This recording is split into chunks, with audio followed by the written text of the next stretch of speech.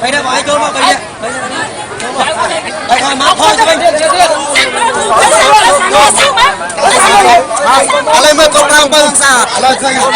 thôi